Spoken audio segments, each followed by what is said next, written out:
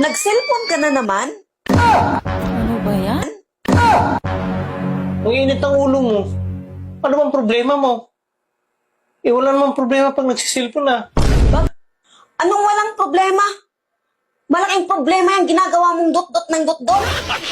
Ano naman kung dot-dot ako ng dot-dot? Wala naman problema dun ah. Sino bang hindi magagalit? Nagmukha ka ng dot-dot.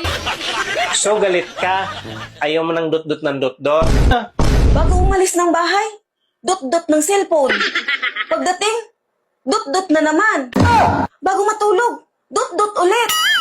Pagising sa umaga, dot-dot na naman. galit na galit ka pag nag-dot-dot ako ng cellphone. Pero pag ikaw dinot-dot ko, ano sinasabi mo?